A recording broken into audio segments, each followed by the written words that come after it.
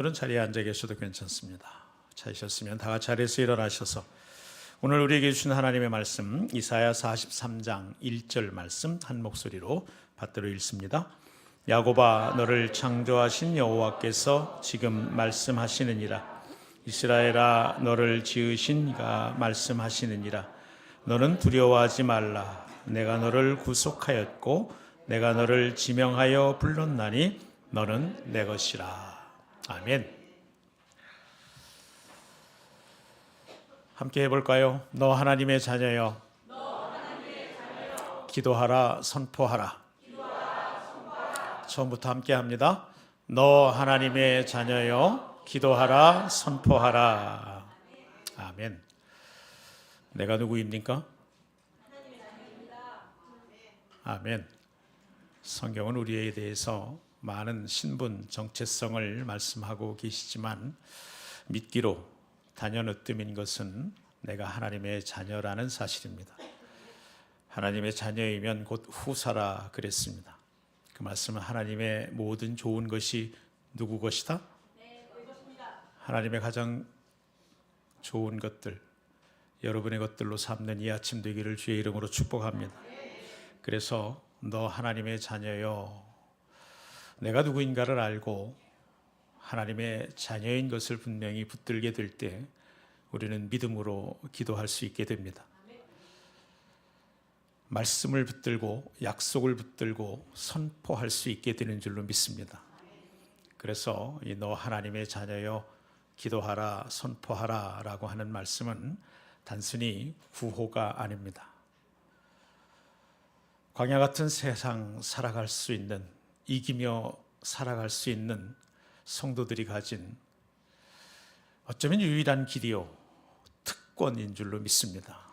하나님의 자녀인 것 날마다 순간마다 기억하면서 신실하신 아버지께 믿음으로 기도하고 또한 말씀, 약속을 붙들고 선포하며 살아감으로써 너희 말이 내 귀에 들린 대로 내가 너희에게 행하리니 하신 말씀, 우리의 말이 하나님 귀에 들려진 대로 우리에게 행하시는 것을 보며 사는 날마다 주 안에서 행복한 신령난 삶을 사시기를 축복합니다.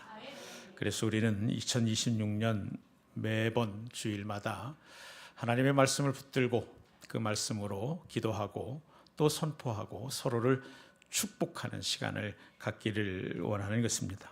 그래서 2026년은 잘 따지고 분석하고 헤아리는 해가 아니라 믿음으로 선포하는 해가 되기를 축복합니다. 믿음으로 선포하는 해가 되기를 축복합니다. 상황과 환경을 붙들고 그것을 제목 삼아 기도하는 것, 그것을 넘어서 하나님의 약속하신 말씀을 붙들고 상황과 환경을 향하여 선포하는 여러분들 되기를 축복합니다. 이 말이 너 하나님의 자녀여 기도하라 선포하라 하신 말씀의 본질입니다. 상황과 환경을 붙들고 제목 삼아 기도하는 것을 넘어서 그 환경과 상황을 향하여 하나님의 약속하신 말씀을 붙들고 믿음으로 선포하며 나아가는 삶 말입니다. 오늘 우리는 그런 하나님의 자녀로 또 그분, 우리 아빠 아버지 되신 하나님, 그분이 우리에게 정말 유구한 세월을 뚫고 도달한 그분이 보내신 하나님의 가장 뜨거운 연서, 사랑의 편지를 받고 있습니다. 자주 저는 여러분에게 성경을 읽되 연애 편지처럼 읽으라 권합니다. 실제로 성경은 하나님께서 우리를 향해 보내신 사랑의 편지, 연서입니다. 여러분 연애 편지를 어떻게 읽습니까? 고지서 읽듯 읽습니까? 아니면 광고지 읽듯 읽습니까? 결코 그렇지 않습니다. 우리는 보고 또 보고 읽고 또 읽고 한마디 단어, 구절 무슨 뜻으로 무슨 마음으로 이렇게 썼을까 궁금해하고 심지어는 그 행간에 숨은 말은 무엇일까, 다 못한 이야기는 무엇일까 하고 헤아리려고 무진 애를 쓰며 또 읽고 또 읽고 밥 먹다가 읽고 심지어 화장실 가서 읽고 또 읽고 안광이 지배를 철하도록 눈빛이 종이를 뚫고 지나가도록 그렇게 마르고 닳도록 읽고 그러죠. 오늘 이사야서 43장 1절 말씀, 이 짧은 한 구절엔 하나님께서 우리를 향하신 뜨거운 사랑이 담겨 있습니다. 인간 존재에 대한 그 근원적인 질문, 그것에 대한 하나님의 응답이 응축되어 있기도 합니다. 우리는 어디서 왔으며 무엇을 살다가 어디로 가는 것일까? 이 땅에 수많은 사람들이 이 존재에 대한 근본적인 질문들을 해오며 살았습니다. 어쩌면 철학이 늘 질문하는 것이 그것 하나인지 모릅니다. 모든 문학과 예술이 질문하는 것이 그것인지도 모릅니다. 우리는 어디에서 와서, 그러니까 우리의 존재의 근원이 어디인가? 우리는 무엇을 어떻게 살다가 어디로 가는 것인가? 그 말이죠. 그래서 수없이 고민한 사람들의 철학적인 대답들, 문학적이고 예술적인 대답들이 많지만 우리가 잘 아는 실존주의 철학은 그래서 우리가 어디서부터 와서 어디로 가는지 알 수 없다고 불가지론을 펴 그저 피투성, 던져진 존재라고 그렇게 말하기도 합니다. 그냥 던져져 사니까 사는 거지 뭐. 생명 붙어 있으니까 사는 거지. 어디서부터 왔는지 어디로 가는지 우리가 또 알게 뭐겠나. 그렇게 덮어두고 사는 거죠. 그러자니 매번 인생에 부딪히는 문제마다 알 수 없다는 회의 속에 낙심하고 절망하게 되는 것입니다. 그러나 오늘 이 말씀을 통해서 여전히 이 과학이 우주를 탐험하고 AI, 인공지능이 인간의 모든 자원들을, 모든 집단적인 창작물마저도 뛰어넘는 듯한 이 세상 속에서도 여전히 불안한, 존재에 대한 불안을 떨쳐버릴 수 없는 이 세상 가운데에 지난 한 주간도 힘겨움으로 사신 여러분들에게 이 말씀이 하나님의 대답이 되고 능력이 되시기를 주의 이름으로 축복합니다. 이 불안한 시대를 살아가는 여러분의 심령에 하나님의 음성이 들려지기를 간절히 소원합니다. 본문 다시 한번 읽어봅니다. 시작. 야곱아,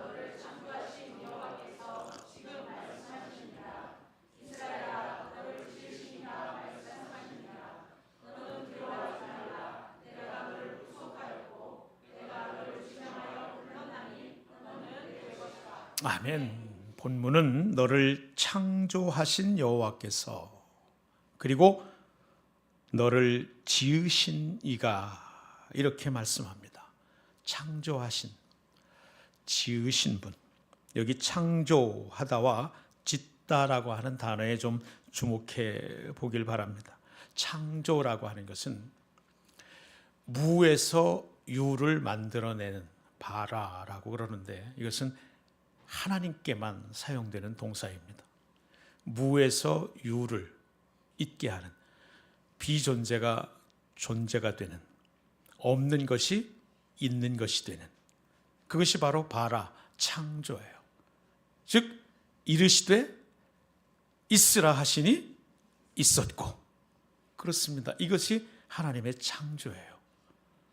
그 창조를 하나님이 내게 행하셔서 내가 지금 여기 있는 존재가 되었다는 것입니다. 그러니까 나는 하나님이 만드셔서 여기 이곳에 살게 된 존재라고 하는 얘기죠. 말씀으로 세상을 만드신 하나님은 나를 또한 창조, 바라, 만드셔서 무에서 유를 만드시는 그분이 나를 여기 존재하게 하셨다는 거죠. 그러니까 내 삶의 근거가, 내 존재의 근원이 하나님께 있다. 어디서부터 왔어요? 하나님께로부터 왔습니다. 그래서 우리는 돌아갈 곳이 있습니다. 어디로 돌아갑니까? 하나님께로 돌아갑니다. 그래서 우리는 이 땅 살아가며 보내신 그분의 뜻을 따라 살아가게 되는 것입니다.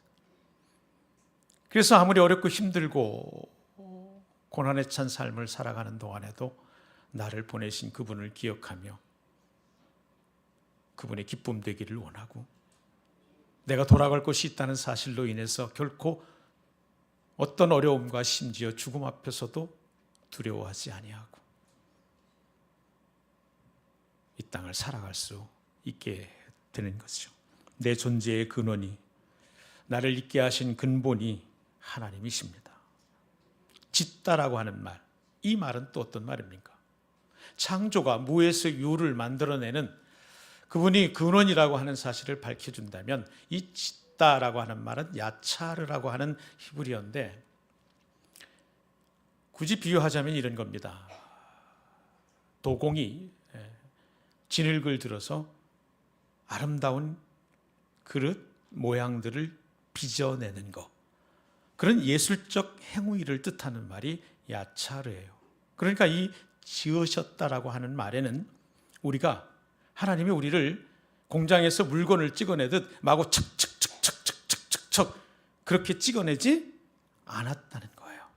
한 사람 한 사람을 누구와도 비할 수 없는 특별한 유니크한 아주 개성적인 존재로 귀하고 보배롭게 우리를 하나하나 만드셨다라고 하는 말입니다. 하나님이 우리의 생명의 존재의 근원인 동시에 그분은 우리를 만드시되 그 무엇과도 비교할 수 없는 특별한 존재로 하나하나 예술작품으로, 그야말로 마스터피스, 걸작으로 우리를 만드셨다라고 하는 사실. 이것이 내가 너를 창조했고 또한 내가 너를 지었다라고 반복하는 듯하지만 그 안에 품은 뜻이 깊고도 참 귀하지 않을 수가 없습니다. 우리는 우연의 산물이 결코 아닙니다. 더더구나 하나님의 정교하신 설계와 사랑의 손길이 닿은 그야말로 유일무이한 존재입니다.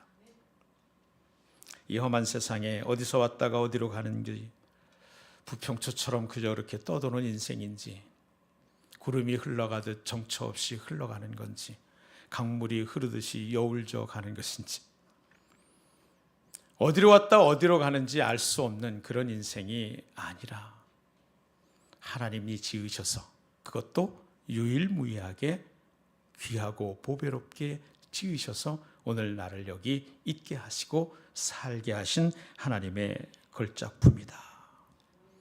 그래서 여러분, 여러분의 삶의 때로 무의미하게 생이 느껴지는 순간에도, 이런저런 두려움 때문에 포기하고 주저앉고 낙심하고 끝내버리고 싶은 순간에도, 오늘 본문을 통해 하늘로부터 참 그 두려움의 심연 속에 들려오는 음성, 나는 너의 창조주이다. 내가 너를 만들었다. 내가 너를 지었다. 오늘 본문은 그래서 첫 번째로 우리 존재의 기원, 우리를 빚으신 창조주 하나님, 그분을 우리에게 밝히 말씀해 주고 있습니다. 다시 본문을 읽겠습니다. 시작. 야곱아, 너를 창조하신 여호와께서 지금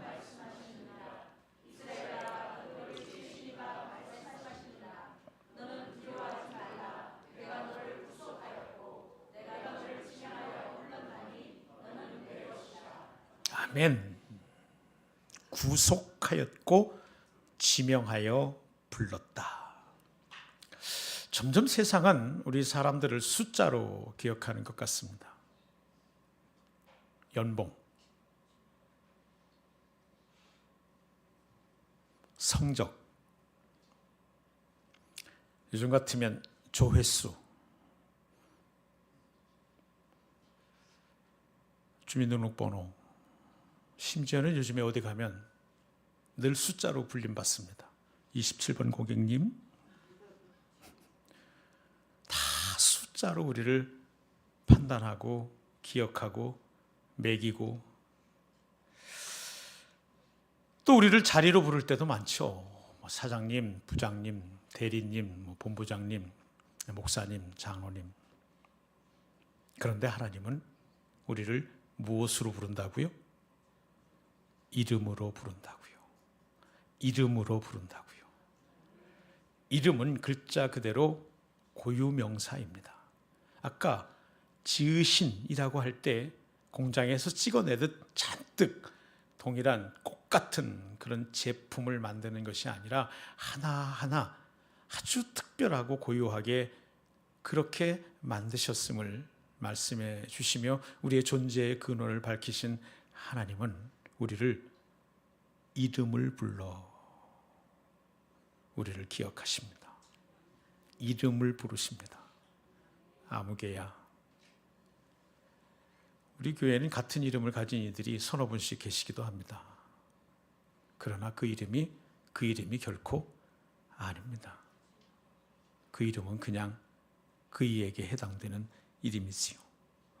내가 너를 지명하여 불렀나니, 콕 집어 이름을 불렀다라고 그렇게 말씀합니다. 지명하여 불렀나니, 수없이 많은 사람 가운데에 지명하여 불렀나니, 모든 것이 다 암전이 되고 지명받은 나에게만 스포트라이트이 비춰지는 것처럼 지명하여 불렀나니, 듣는 우리가 화들짝 놀라서 저 말입니까 하고 꿈을 깨듯이 반문하게끔 그분은 내 이름으로 나를 부르십니다. 그 이름으로 부르시기 전 그분은 나를 구속하셨다고 말씀합니다. 구속, 리딤, 구속은 값을 주고 되찾다라는 뜻입니다. 예전에 노예가 있을 때 노예를 자유롭게 풀어주기 위해서는 노예 그 한 사람에 대한 값을 치러야 했습니다. 성경에는 주로 30세겔로 나오죠. 혹 20세겔이기도 하고요. 그래서 그 값을 치르고 그를 노예에서 자유인으로 해방시켜 줍니다. 그때 그 값을 치르고 자유하게 하다, 이 말이 구속하다라고 하는 말입니다. 내가 너를 구속하였고.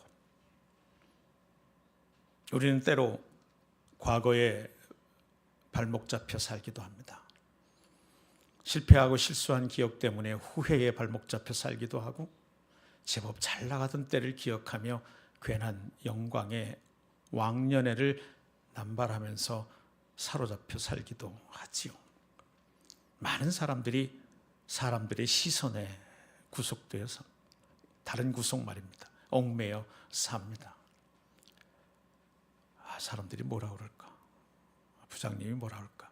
심지어는 목사님이 뭐라 그러실까?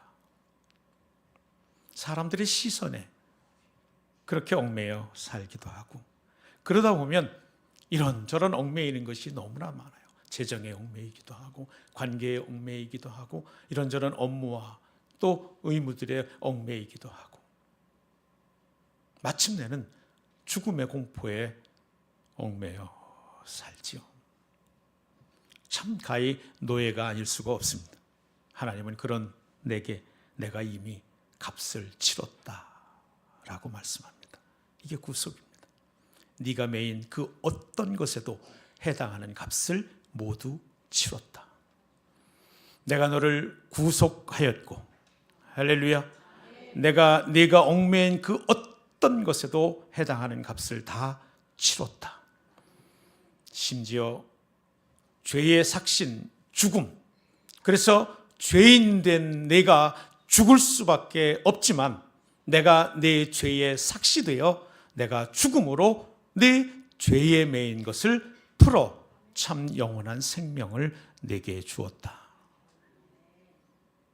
예수 그리스도께서 십자가에서 돌아가실 때에 가상칠언 이렇게 말하죠. 십자가 위에서 하신 7마디 말씀, 그 가운데 마지막 말씀을 기억하십니까? 다 이루었다. 다 이루었다.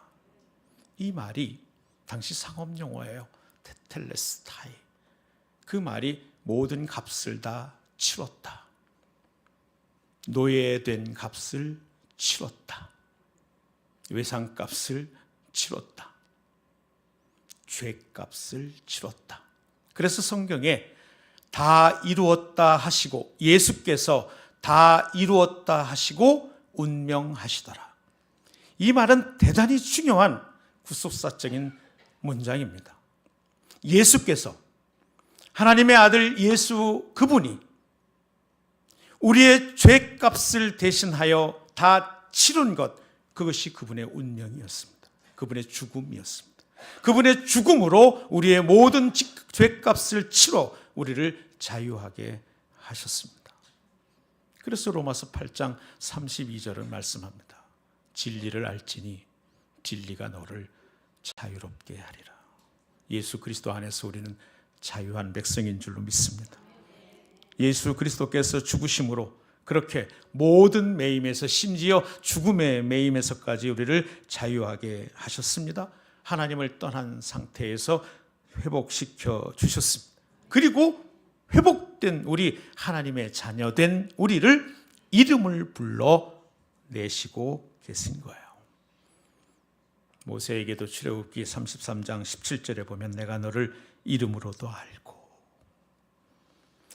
릴케의 시처럼, 우리가 잘 아는 김춘수님의 시처럼, 누군가의 이름을 진심으로 부를 때 그는 내게로 와서 의미가 됩니다. 하나님께서 저와 여러분의 이름을 그 죽으실 만큼 뜨거운 사랑으로 부르심으로 말미암아 우리는 그분에게 가서 하나님의 자녀가 되는 은총의 삶을 얻게 된 줄로 믿습니다. 수없이 많은 사람들 중에 이제는 유일한 하나님의 사랑의 대상이 되었다는 말입니다. 수없이 많은 불특정 다수에서 나 한 사람 이름을 불러 지명하여 부르시는 그분의 부르심, 그 부르심이 우리를 모든 것에서 자유케 하시는 능력으로 유일한 그분의 사랑의 대상이 되게 되었다는 겁니다. 그러므로 여러분, 두려워하지 마십시오. 두려워하지 마십시오. 두려워하지 마십시오. 이 명령은 두려움을 느끼는 이에게 윽박지르듯 하는 감정의 강요가 아닙니다. 두려워하지 말라고. 두려워하지 마. 두려워하지 말라니까. 그래서 두려워하지 않게 되면 뭘 두려워할 게 있겠습니까? 티베트 속담에 그런 말이 있답니다. 걱정해서 걱정이 없어지면 걱정이 없겠네. 두려워하지 말라 해서 두려움이 없어지면 두려워할 게 뭐 있겠어요? 그냥 가서 두려워하지 마 그러면 되지. 결코 이 말씀, 내가 너를 구속하였고 지명하여 불렀나니라고 하는 말씀에 들어있는 두려워하지 말라는 말씀은 두려워하지 말라고 두려움을 느끼는 이의 감정에 대한 강요가 아니라 내가 누구인지를 알게 될 때에, 내가 누구인지를 깨닫게 될 때에 자연스럽게 찾아오는 영혼의 평안인 줄로 믿습니다. 그래서 오늘 본문은 두 번째로 두려움의 해독제, 그것은 구속과 호명이다. 우리를 두려움에서 진실로 해방시켜주는 능력은 하나님이 나를 구속하신 그 사랑이요, 우리를 이름을 불러낸 그 사랑인 줄로 믿습니다. 본문 다시 한번 읽습니다. 야곱아, 너를 창조하신 여호와께서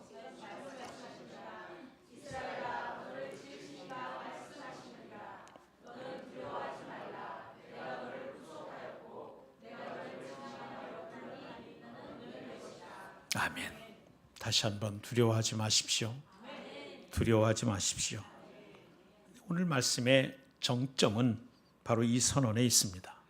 너는 내 것이라. 너는 내 것이라. 오늘날 사람들은 내가 가진 것이 얼만큼 되느냐에 따라, 즉 소유로 자신을 가치 있게 여기기도 하고 자신을 매기기도 합니다. 그러나 성경은 나의 소유로 나를 매기는 것이 아니라, 나의 소유가 나를 가치 있게 하는 것이 아니라 내가 누구의 소유이냐 라는 것이 우리를 가치 있게 한다고 말씀하고 계세요. 너는 내 것이라.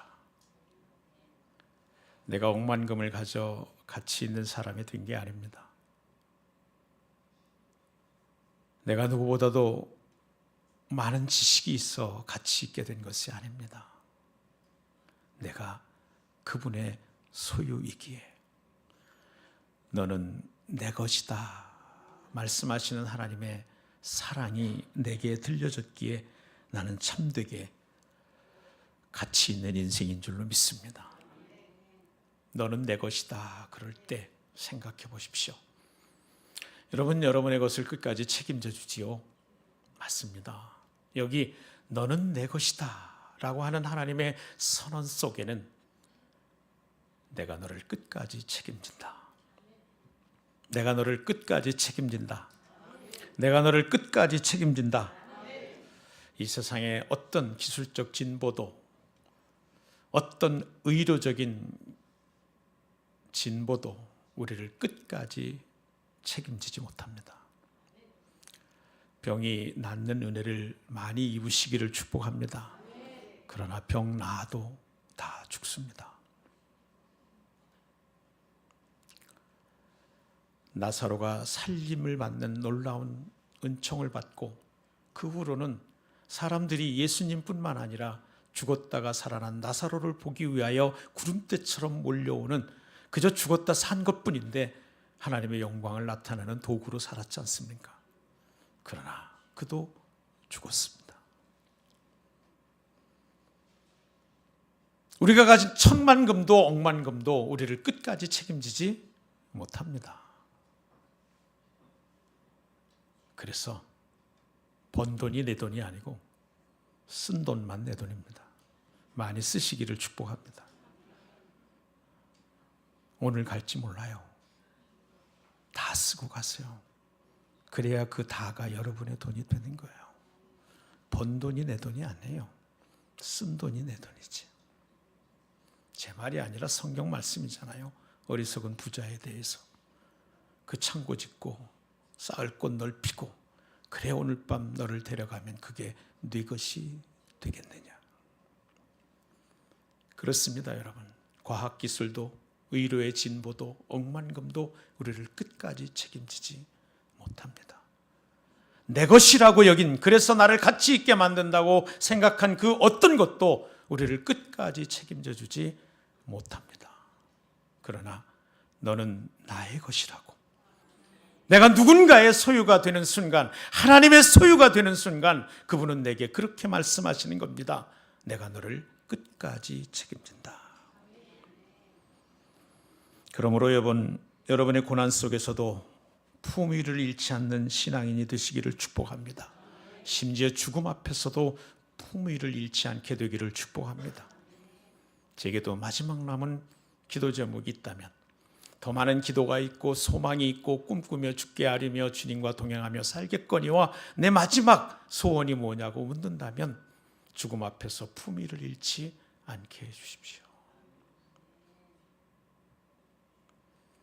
어떤 고난에서도 성도의 품위를 잃지 않게 되기를 축복합니다.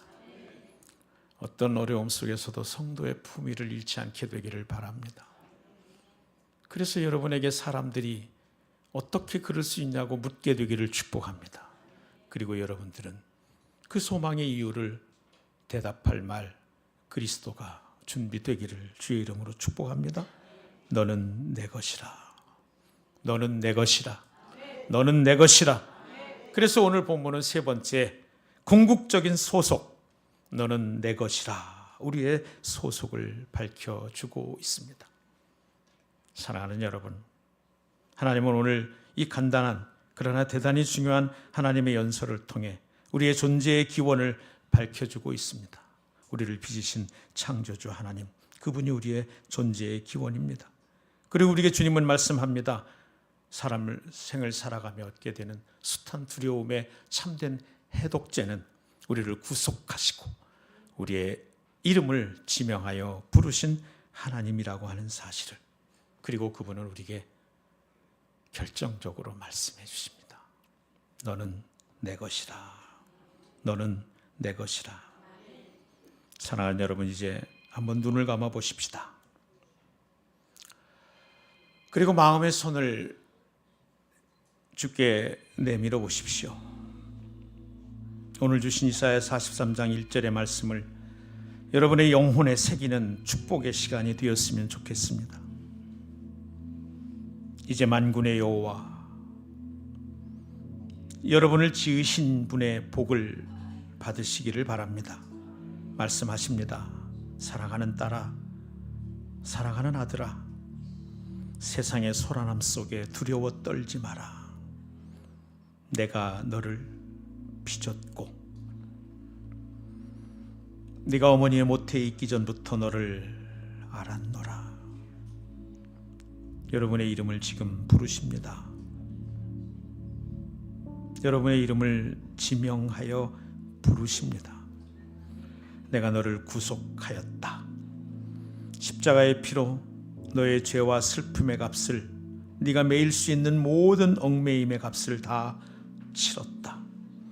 내가 너를 지명하여 불렀나니 너는 결코 무명의 존재가 아니요 방황하다 헤매다 알 수 없이 사라질 존재가 아니요 나의 귀한 자녀이다. 이 시간 하늘의 이 축복의 인이 여러분에게 찍힌 줄로 믿습니다.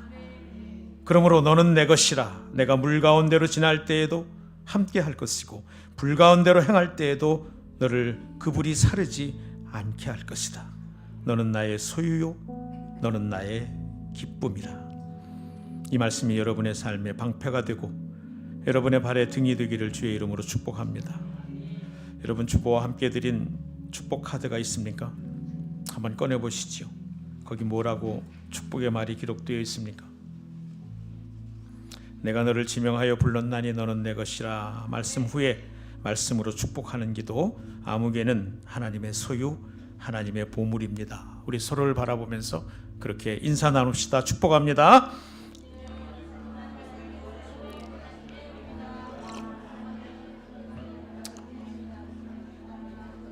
다시 한번 믿음으로, 아무개는 하나님의 소유, 하나님의 보물입니다. 자신에게는 영혼에 새기면서 상대의 영혼에 새길 말로 들려주는 데는 좀 인색한 것 같으네. 다시 한번 인쇄합시다. 당신은 하나님의 소유요 하나님의 보물입니다. 그렇다고 그냥 따라가지고 어디다 대고 당신이야.